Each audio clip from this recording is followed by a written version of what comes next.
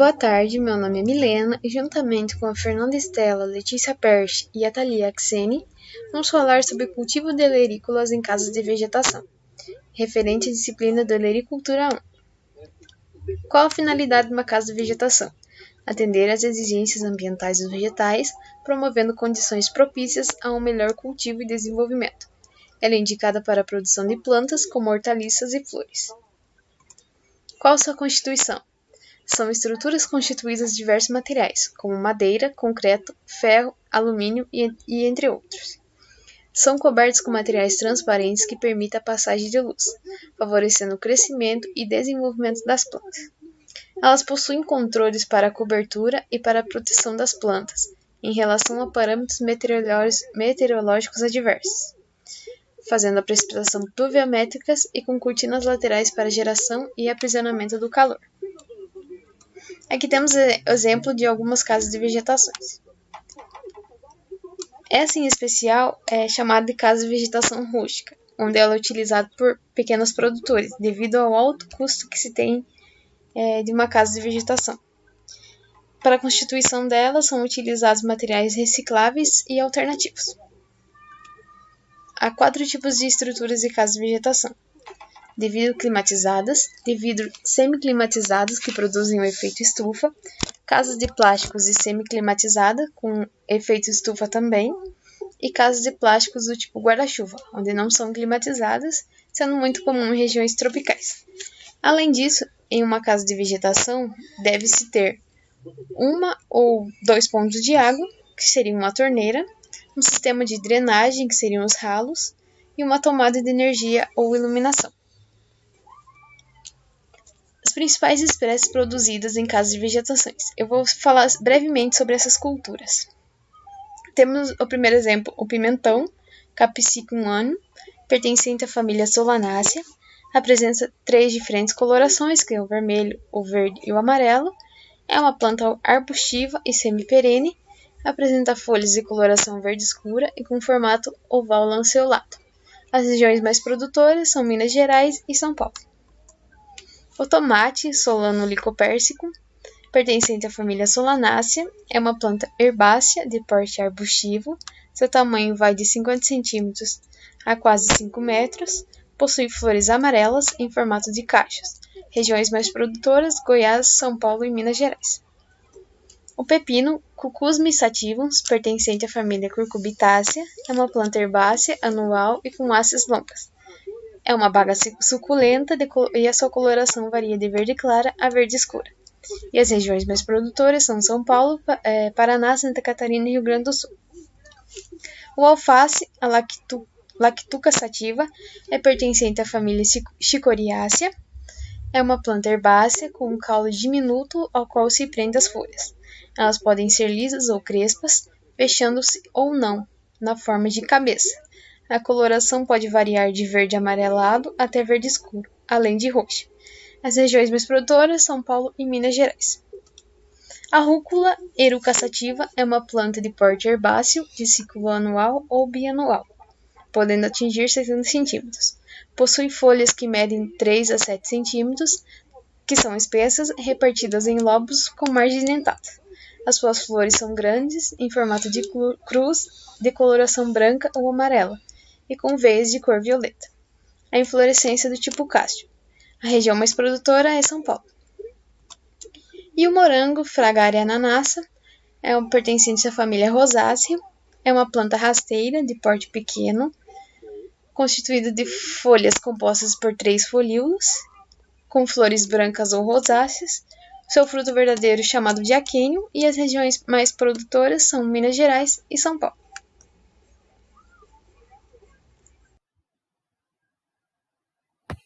Então, vou começar a apresentar sobre o manejo nas casas de vegetação de olerícolas. O solo é o primeiro dos fatores, em que é realizado a terraplanagem para nivelar o solo. Isso vai acabar interferindo na fertilidade desse solo e na quantidade de matéria orgânica.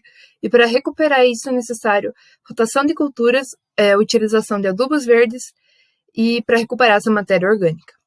O uso intensivo do solo nas casas de vegetações traz alguns problemas, como a salinização, que é o acúmulo excessivo de sais na superfície, devido à irrigação utilizada, que é localizada, e também pela adubação, muitas vezes indiscriminada.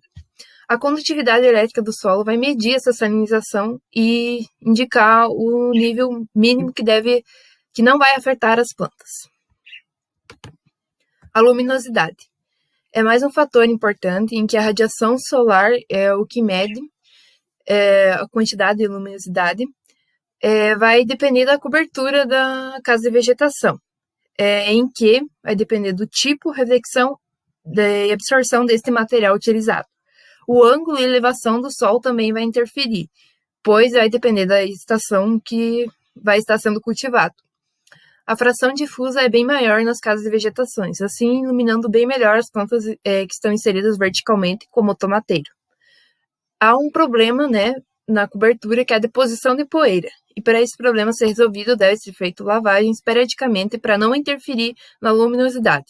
A iluminação artificial, ela só deve ser utilizada para plantas exigentes, como algumas ornamentais. A temperatura.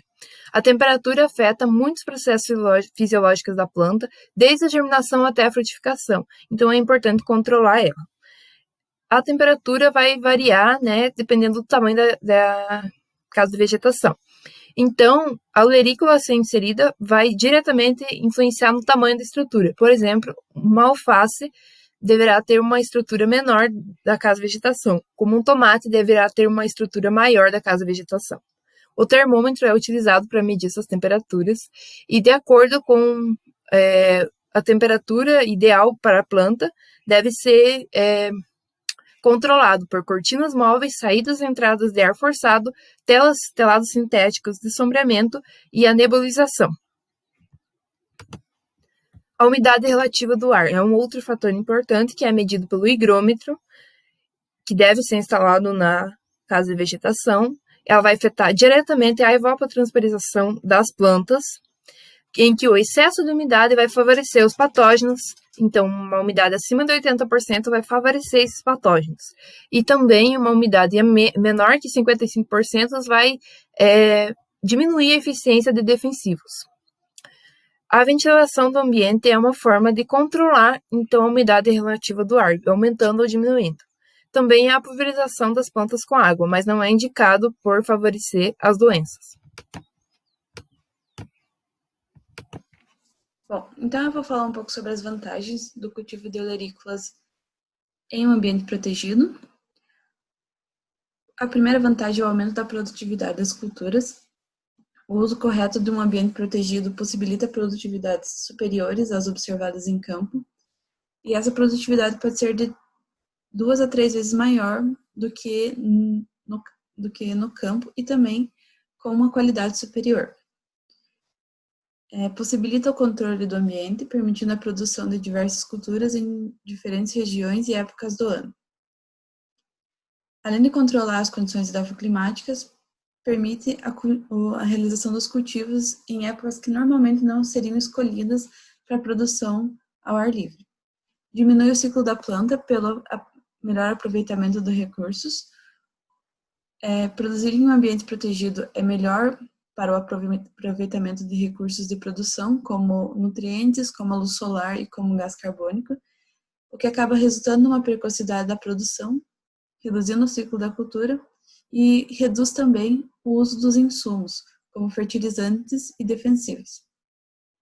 E também reduz o consumo de água, porque reduz a evapotranspiração da cultura e assim ela precisa de menos água para completar o seu ciclo e acaba tornando o uso da água um pouco mais eficiente.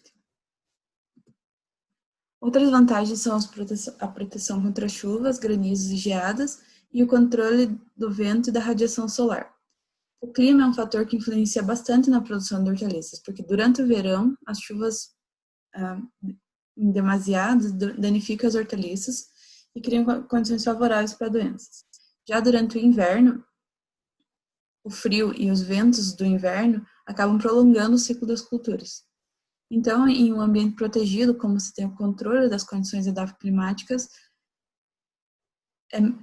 é possível produzir melhor e durante o ano todo. Há também uma menor incidência de pragas e doenças,